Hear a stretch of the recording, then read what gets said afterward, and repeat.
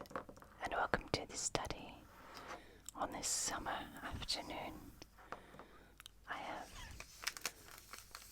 some beautifully made tisane des merveilles by mon frère, a very nice floral tisane, and I've got some ice and frozen fruit and made some iced tea so we can have something refreshing as we have a look at some gerundives. I'm going to be using the back of some pages that we've done together before from our Alexander that you might remember. So we'll just be making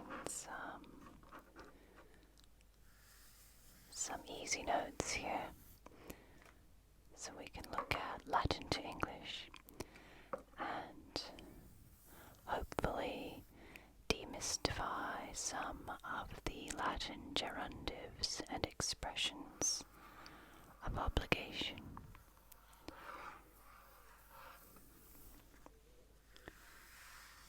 As we cool down with our aromatic tisane and fruit and ice. We've done gerunds and gerundives in the study before. Let's see if there's still ink in our pen.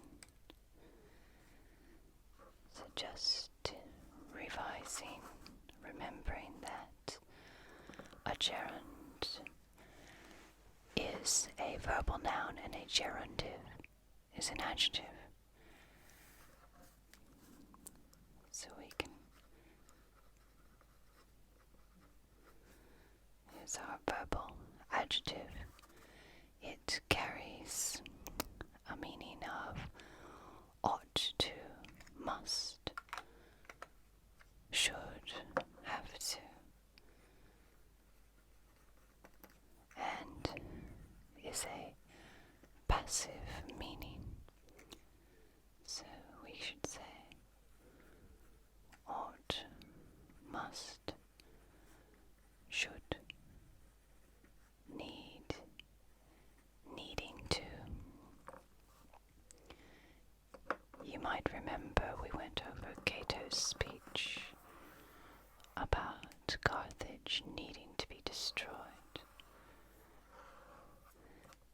And these will usually have our us, our ending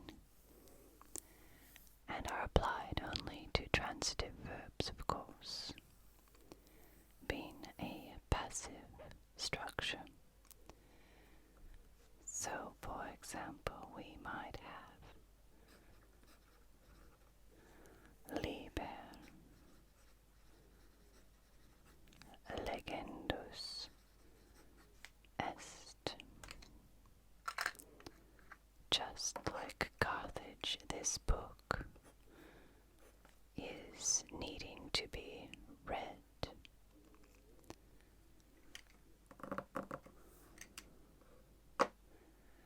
If there is an agent, it will be in the dative, such as me. It is for me. This book is needing to be read. So we get a bit of an impersonal meaning as well. Let's look at some other verbs that we use as gerundives.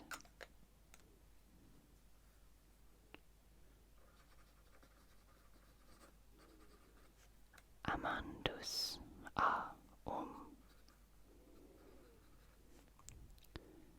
Do you see the root in this word?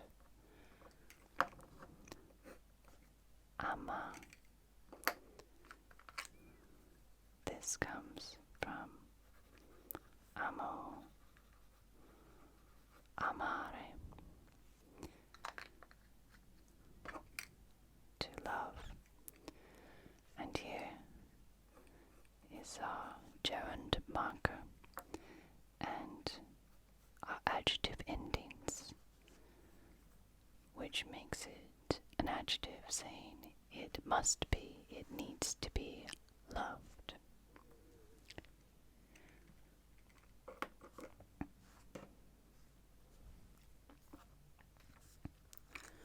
What about the verb peto? To seek. We can relate to an obligation here. For example, Lee gives us Bakim Petindi Causa. Here we have peace in the accusative and causa in the nominative. And there's our gerund, petendi, for the sake of or the purpose of seeking peace. Our gerund there, petend, peto. But what we want to do is write this the way the Romans would have preferred, which would be Bakis,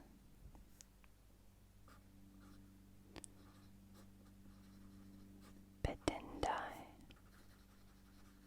Causa. This gives us our gerundive describing this peace needing to be sought. So, in our more eloquent Latin, we have for the sake of peace needing to be sought. It gives us an obligation that this must happen. It needs to happen. Another way to express purpose with gerundives is add plus the accusative. So we could also say add Bakim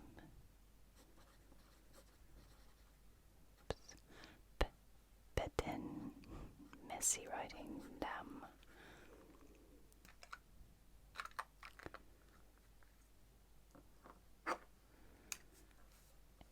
In order to add plus our accusative for peace needing to be sought. So this is another way to put more meaning onto that object of the obligation. You know, we can use obligation with our ut and subjunctive, and with add and gerunds, but also more eloquently and concisely with gerundives. What verbs can we use this with or expect to see this with? We have do, dare, to give, curo, curare, to see to, or to get done. Write the translations here. This one is used very frequently, and suscipio,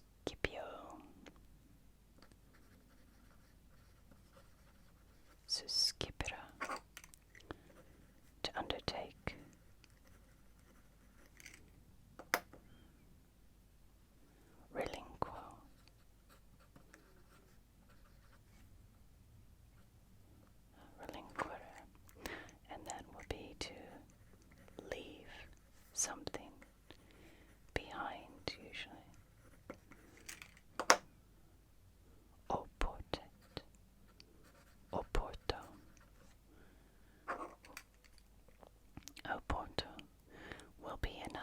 necessity or obliged to, bound to, as well as debeo.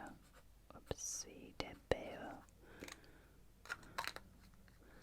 And we're going to use these with unaccusative and infinitive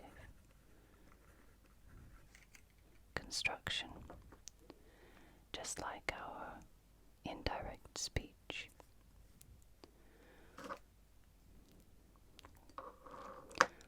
Let's do some examples. We'll put that here next to the tisane packet and mark through our Alexander because we're finished with Alexander's battle, and have some more iced fruit tea.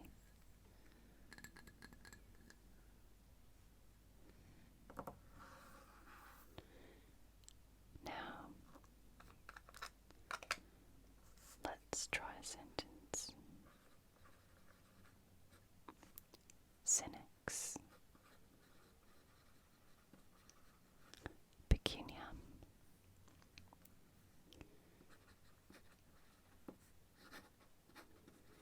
Inter filios.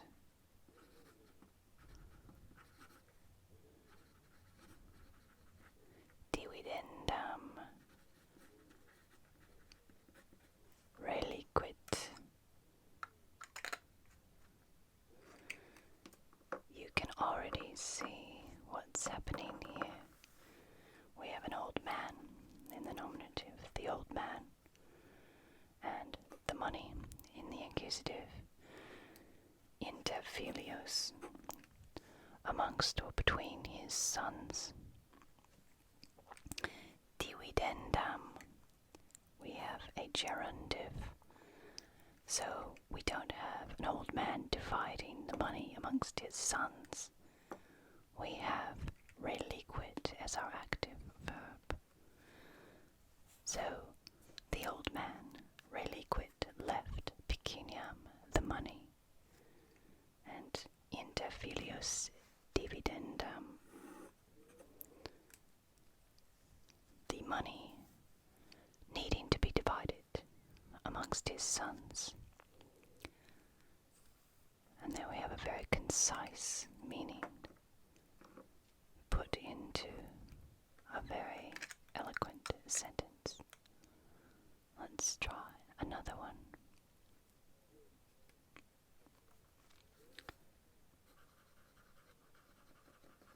Morum.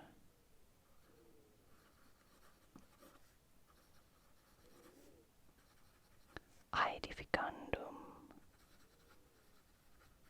Curavi. So you can see our curo there. Morum aedificandum. Another very concise but precise sentence. Curavi. I saw to, or I got done. What did I see to? The needing to be built wall. So I saw to the building, or the wall needing to be built.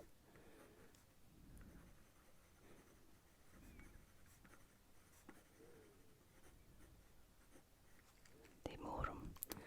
What this adjective is doing is not only describing the wall that is being built, but the wall that is not been built yet. But there's an obligation to build it, so we have quite a lot of meaning in this one gerundive. Let's try another one.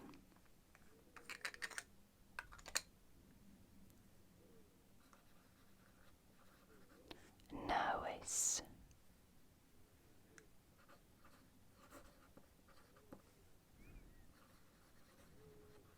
Reficiendas.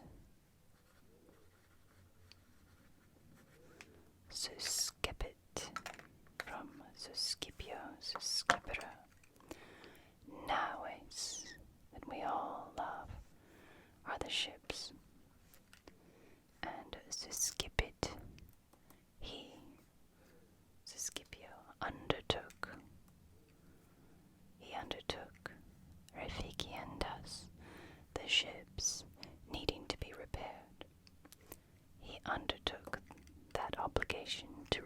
those ships. So it means a little more than if we were to say in English, he undertook the repair of the ships. There's a note of obligation there with our gerundive.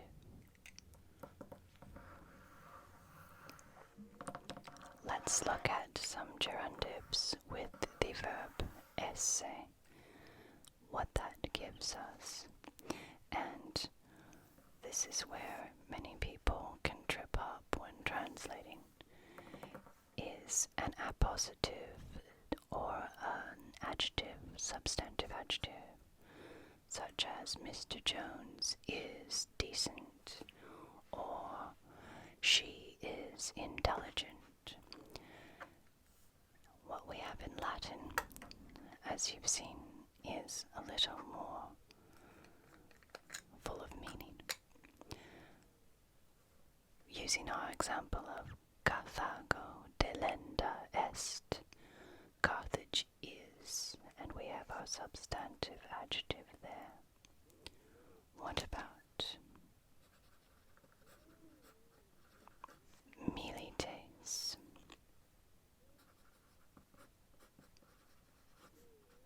Mitendi erant. So instead of these verbs, we're looking at the verb esse.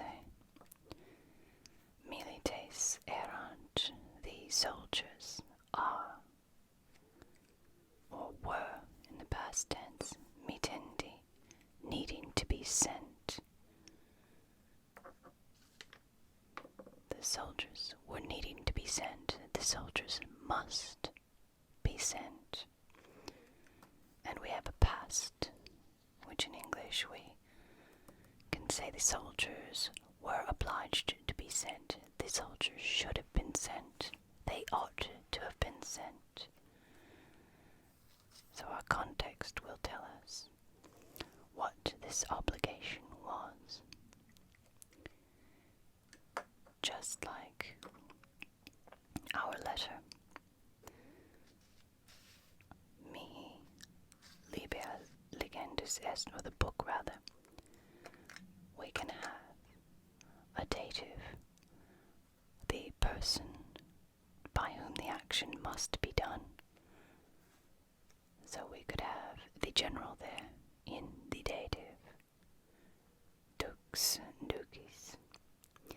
And let's have a look at this one.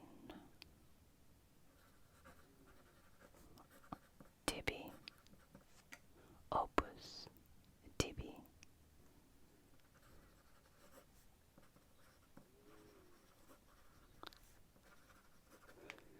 Conficiendum est. The work is needing to be done by you. And there is your active verb. Just like these are the active verbs here. Curavi, suscepit, reliquit. Our active verb is always going to be an esse. So this work is needing to be done by you. You must do this work, or finished rather, conficiendum. Sometimes there is more than one dative in the sentence. In which case, the obligation will be expressed by the ab or a plus the ablative. For example, let's go back to the book. Liber ei a me.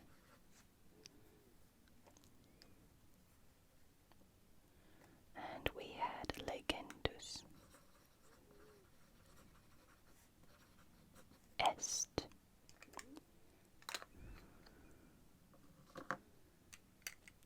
Liber ei, the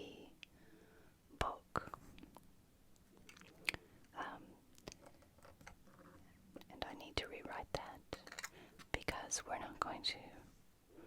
It sounds a bit awkward, legendos. But I suppose we could. The book is to be read by me to him. I could read to him, or better yet, let's say dandus. We could say both. So the book, and there's our gerundive, is needing to be read or given. Given. AE to him in the dative, and our ablative by me. So instead of me, as we have here, we have a me to make it clear who's doing what to whom.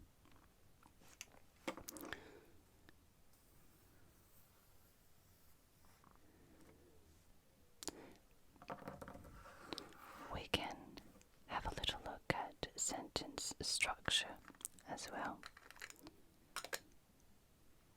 For example, Caesari, omnia,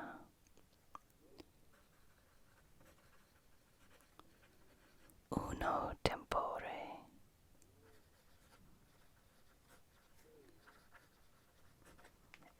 agenda, errant. This might be in a slightly different order in a text. Here we have the important word first, though you notice it is not in the nominative. What we have in the nominative is omnia, everything, and agenda, and our verb, plural, third person plural, was. So everything was agenda, from ago, to be undertaken, to be done. Uno tempore in the ablative, at one time. Caesari, by Caesar. So in English, we can use Caesar as our nominative or subject. Caesar had to do everything at once. Instead of having our subject, everything had to be done by Caesar at once. So in Latin, when you see the first word, it's usually the most important word.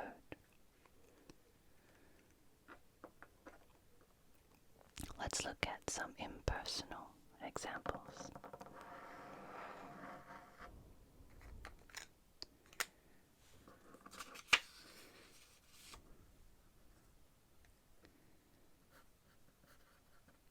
Tibi,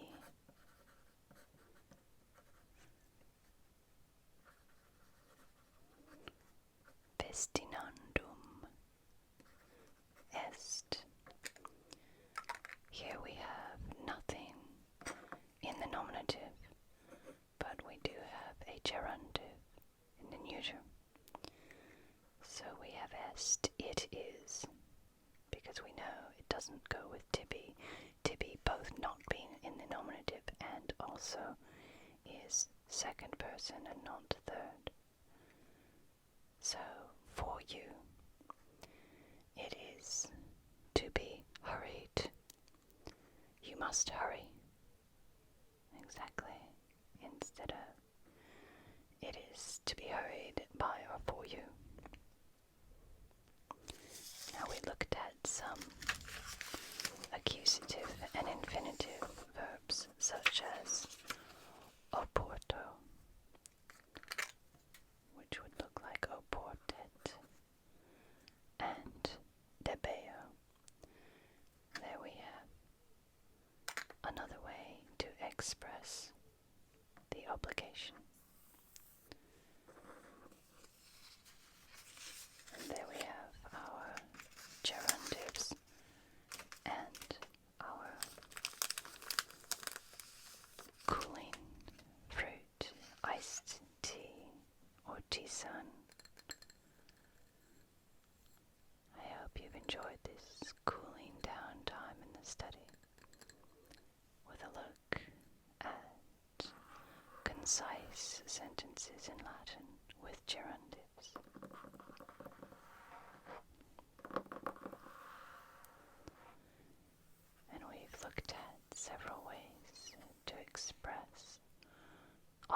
information by describing these nouns.